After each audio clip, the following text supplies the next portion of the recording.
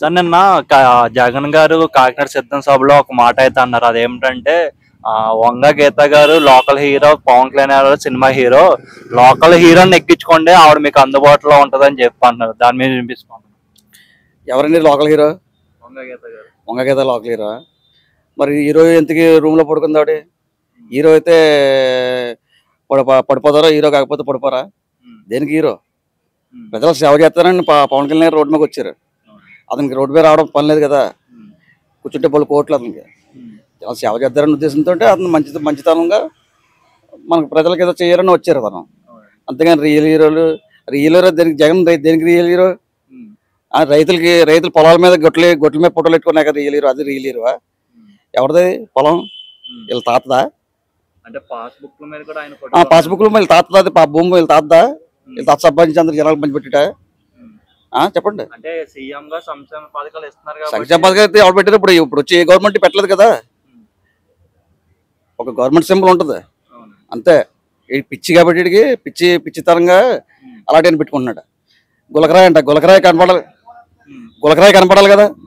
గులకరాయి ఇది అన్ని డ్రామాలు ఇవన్నీ. నిజంగా తనకు దెబ్బ తగిలితే కరెంట్ పోయిందంట. కరెంట్ పోయినప్పుడు ఇతను పోలీసు వాళ్ళు తీసిపోతారు, కిందకి తీసిపోతారు కదా. పైన పని ఏంటి? కావాలని ఇవన్నీ నాటకాలు. సింపతిలో భాగంగా ఇది వాళ్ళ చేయించుకున్నారంట, లేకపోతే ప్రజా వ్యతిరేక ద్వారా ఎవరైనా ప్రజల్లో కొట్టుంటారంట? ఏమీ లేదండి. గులకరాయి కనపడాలి కదండి. కనపడాలి కదా. అది వాళ్ళ దండెత్తోడు గీసుకుందో లేదా ఈడో గీసేసుకున్నాడు కరెంట్ పోయినప్పుడు. అది ఎవరు తెలుసు? సాక్షి టీవీకే కనపడతాయి, మిగతా టీవీలకి ఏం కనిపించవి.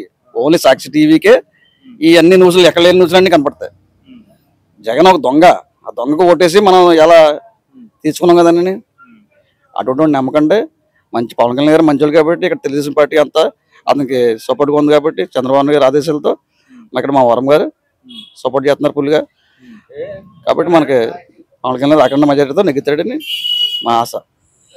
అంటే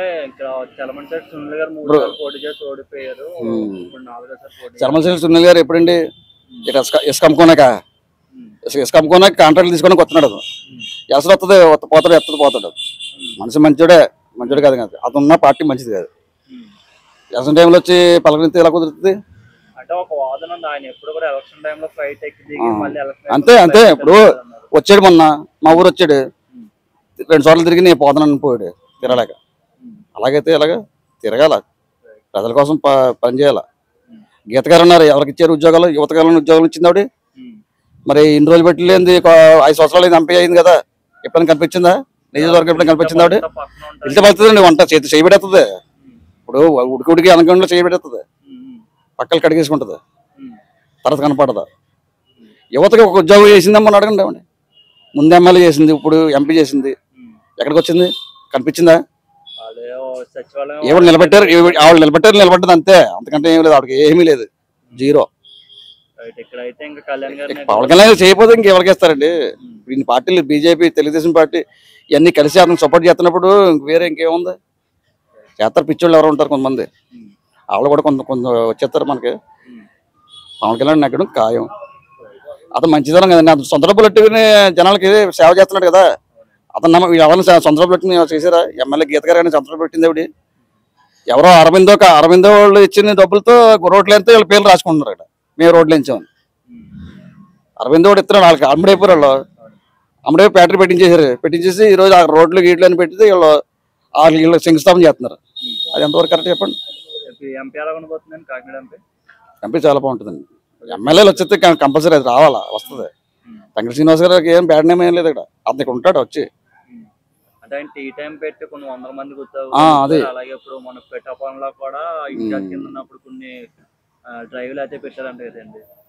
పెట్టారు.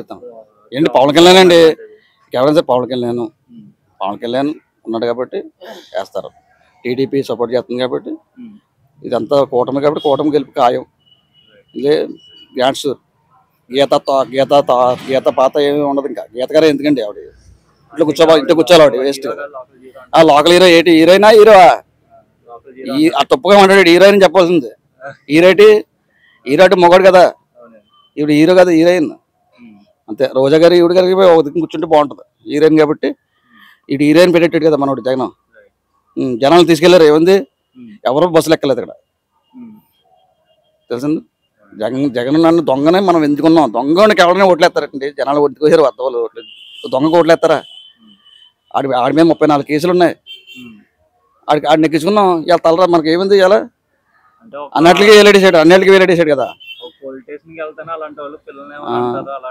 ఇచ్చాడు అదే అంటే జనాలు ఇప్పుడు తెలిసింది, అందరికి జనాలందరికీ తెలిసింది, బుద్ధి వచ్చింది ఇప్పుడు. కాబట్టి ఇప్పుడు అంతా ఇప్పుడు కూటమి ఉంది, కూటమి నెగ్గుతుంది, కంపల్సరీ నెగ్గాల, అవసరం మన ఆంధ్రప్రదేశ్కి అది అవసరం.